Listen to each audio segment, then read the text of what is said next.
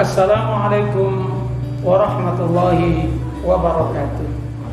Bismillah, walhamdulillah, wassalatu wassalamu ala sayyidina Rasulillah wa ala alihi wa sahbihi wa mawala. Wa ba'du. Ada seorang mahasiswa yang bertanya, pertanyaannya tentang cinta. Pertanyaannya menarik. Mengapa Rasulullah bersabda, la yu'minu ahadukum hatta yuhibba li akhihi ma yuhibbu li nafsi. Tidak beriman salah seorang di antara kalian kecuali mencintai saudaranya apa yang dia cintai untuk dirinya. Kalau kita ingin bahagia, kita harus juga ingin saudara kita bahagia. Kalau kita ingin untuk diri kita itu kaya, kita juga harus memiliki keinginan orang lain itu juga kaya.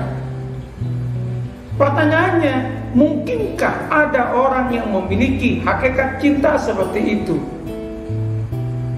Mungkinkah kita itu mencintai orang lain sebagaimana kita mencintai diri kita?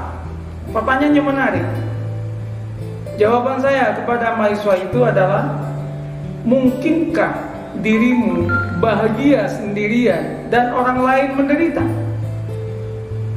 Adakah di dunia ini sebuah tempat yang semua manusia bahagia atau semua bahagia, semua menderita?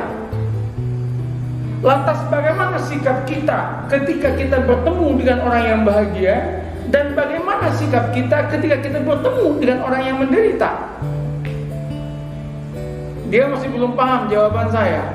Saya kemudian sampaikan lagi kepada dia, apakah diri Anda senang ketika diri Anda sendiri yang bahagia dan orang lain itu kemudian menderita? Sukakah Anda pergi ke sebuah tempat yang di tempat itu semua orang merengut, semua orang menangis? Apakah kita senang? Dia mulai mengangguk dan berkata, saya tidak senang kalau seperti itu. Jadi saya pengen melihat keindahan. Saya pengen semuanya melihat semuanya ini serba enak, serba nyaman. Kalau begitu, mau tidak mau, Anda harus menginginkan apa yang Anda inginkan juga terjadi kepada orang lain, supaya orang lain juga memiliki hal yang sama. Dan itulah derajat manusia yang paling tinggi. Manusia yang bahagia dan membahagiakan orang lain. Ada 4 tipe manusia. Yang pertama, saat itu dia bahagia, hanya bahagia sendiri, tidak berbagi kebahagiaan dengan orang lain. Tipe yang kedua, manusia yang bahagia, tapi dia itu kemudian membahagiakan orang lain dengan kebahagiaan yang dia miliki.